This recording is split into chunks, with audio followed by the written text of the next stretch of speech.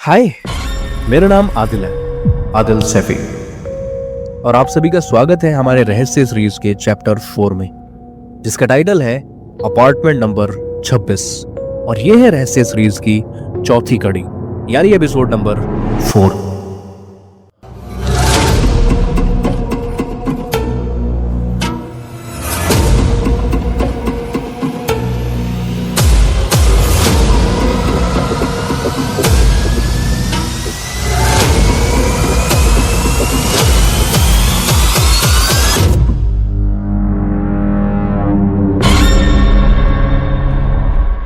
अब जान लेते हैं अब तक की कहानी। साल था सन 1983। लंदन में मौजूद एक कॉलोनी जिसका नाम था क्रैनली गार्डन्स। उस कॉलोनी में मौजूद एक बिल्डिंग में रहने वाले लोगों को काफी समय से एक प्रॉब्लम आ रही थी, जो कि थी ड्रेनेज पाइप ब्लॉकेज की। अब अगले दिन प्लम्बर वहां पर आता है और चेक करता है तो उसको ब्लॉकेज में गोश्त के कुछ टुकड़े मिलते हैं। फिर अगले दिन माइक, जो कि प्लम्बर था, अपने बॉस के साथ बिल्डिंग्स में मौजूद बाकी पाइप्स को चेक करता है तो सारे पाइप्स उनको ठीक हालात में मिलते हैं, सिवाय एक अपार्टमेंट के पाइप के। और वो अपार्टमेंट था अपार्टमेंट नंबर 26। अब जैसे कि आपको ध्यान होगा कि 2 दिन पहले यानी 10 फरवरी की शाम, जब माइक और उसका बॉस अपार्टमेंट नंबर 26 के पाइप में मौजूद मांस के टुकड़ों को फोरेंसिक लैब में भेज देते हैं। अब जब वो दोनों ऐसा कर रहे थे तो उनको अंदाजा नहीं था कि मांस आखिर किस चीज का है। अब कहानी में यहां तक तो सब कुछ सही चल रहा था, लेकिन अगले दिन यानी 12 फरवरी सन 1983 को जो होने वाला था, ऐसा पूरे इंग्लैंड देश में पहली बार हुआ था। शायद इंग्लैंड के इतिहास का अब तक का सबसे संगीन जुर्म। अब दोपहर के तकरीबन 2:30 बज रहे थे। सब कुछ नॉर्मल था। फिर एक रिपोर्ट पुलिस ऑफिसर्स के पास में रिसीव होती है। जैसे ही वहां मौजूद पुलिस ऑफिसर्स उस रिपोर्ट को पढ़ते हैं, उनके पैरों तले जमीन खिसक जाती है, क्योंकि 2 दिन पहले अपार्टमेंट नंबर 26 में कलेक्ट किए गए मांस के टुकड़े और किसी के नहीं बल्कि इंसान के थे। अब यह खबर पूरे लंदन ही नहीं बल्कि पूरे इंग्लैंड देश में फैल जाती है। पुलिस भी एकदम एक्शन में आती है और बिना देरी किए पुलिस की 3-4 गाड़ियां क्रैनले गार्डन्स कॉलोनी की तरफ निकल जाती हैं और बिना देरी किए वो अपार्टमेंट नंबर 26 के मेन डोर के सामने आकर खड़े हो जाते हैं।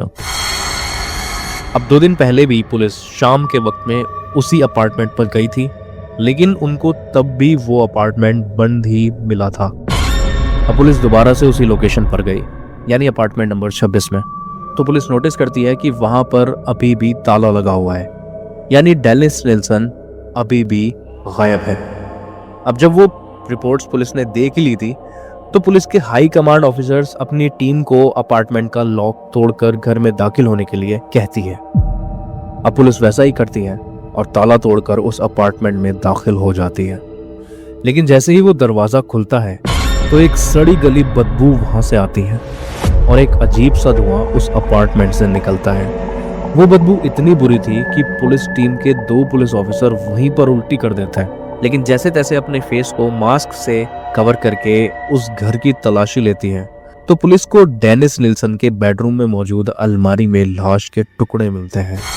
देखने में ऐसा लग रहा था कि वो लाश ज्यादा पुरानी नहीं है, लेकिन डेनिस नेल्सन को ढूंढने के साथ साथ पुलिस के लिए ये सवाल भी बना हुआ था कि आखिर लाश जो टुकड़ों में कटी उन पॉलीथीन के बैग्स में थी, वो लाश आखिर थी किसकी। अब ये सब देखने के बाद पुलिस के सीनियर इंचार्ज अपनी बाकी टीम को इंस्ट्रक्शन देते हैं कि इस अपार्टमेंट को सही से चेक करो, ताकि कहीं और कोई लाश भी अगर वहां मौजूद हो तो वो भी पुलिस को मिल जाए।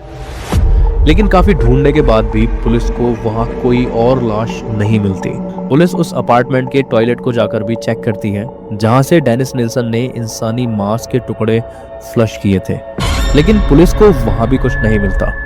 अब घंटों तक उस फ्लैट या कह लीजिए अपार्टमेंट की तलाशी लेने के बाद भी पुलिस को जब कुछ नहीं मिलता तो पुलिस वहां से जाने लगती है। लेकिन जैसे ही पुलिस वहां से जा रही थी तो एक पुलिस ऑफिसर्स को अपने कंधों पर कुछ महसूस होता है, और जैसे ही वो नजर घुमाकर वहां देखता है तो उसकी आंखें फटी की फटी रह जाती हैं, क्योंकि वो और कुछ नहीं बल्कि खून की बूंदें थी जो कि लगातार छत की सीलिंग से टपक रही थी।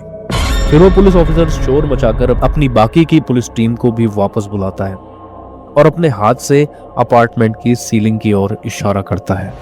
उसके बाद पुलिस की टीम दोबारा से हरकत में आ जाती है और अपार्टमेंट की सीलिंग में जाने का रास्ता तलाश करती है। अब उनमें मौजूद एक पुलिस ऑफिसर जिसका नाम जेकब था, उसको अपार्टमेंट के ऊपर फ्लोर की सीलिंग में कुछ दिक्कत लगती है। वो वहीं मौजूद स्टूल पर चढ़ता है और सीलिंग को अपने हाथों से खोलने लगता है, लेकिन वो नाकामयाब साबित होता है। फिर जेकब वहीं मौजूद एक लोहे की रॉड उठाता है जो कि उसी कमरे में मौजूद थी और उस रॉड को उठाकर उस डिफॉल्ट सीलिंग में डालकर उसको खोलने की कोशिश करने लगता है।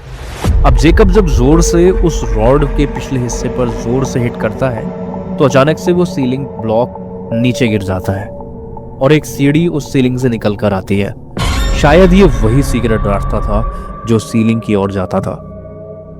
अब तेज आवाज सुनकर बाकी की पुलिस टीम भी जेकब के पास उस रूम में आ जाती है, लेकिन उस रूम में किसी भी पुलिस ऑफिसर से खड़ा नहीं हुआ जा रहा था क्योंकि बदबू ही इतनी खतरनाक थी।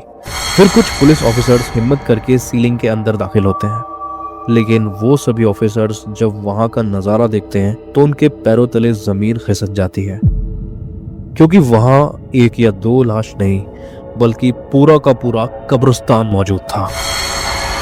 अब पुलिस एक एक करके उन सभी लाशों को वहां से निकालती है तो उन सभी लाशों को पोस्टमार्टम के लिए भेज देती है। पुलिस के हिसाब से उन लाशों की संख्या तकरीबन 18 से 20 थी और यह सब होता देख पूरे इंग्लैंड के मीडिया रिपोर्टर्स क्रैनले गार्डन्स कॉलोनी में इकट्ठे हो जाते हैं और रिपोर्टिंग करने लगते हैं और देखते ही देखते ये खबर पूरे इंग्लैंड में आग की तरह फैल जाती है। रात के करीब 9:30 बजे जब पुलिस उन लाशों को एक एक करके वहां से निकाल रही थी तब जूनियर डिपार्टमेंट के एक ऑफिसर डैनियल के हाथ एक डायरी लगती है। शायद ये डायरी उसी किलर डेनिस निल्सन की थी। अब पुलिस के सीनियर ऑफिसर्स जब उस डायरी को खोलते हैं और उसको पढ़ते हैं तो उनके भी हाथ कांपने लगते हैं क्योंकि जो जो उस डायरी में लिखा था वो शायद ऐसा कुछ था जो इस केस को इंग्लैंड देश के इतिहास की सबसे संगीन घटना बनाते हैं। पर ऐसा क्या था उस डायरी में, जानेंगे हम कल, यानी रहस्य सीरीज चैप्टर 4 के एपिसोड नंबर 5 में।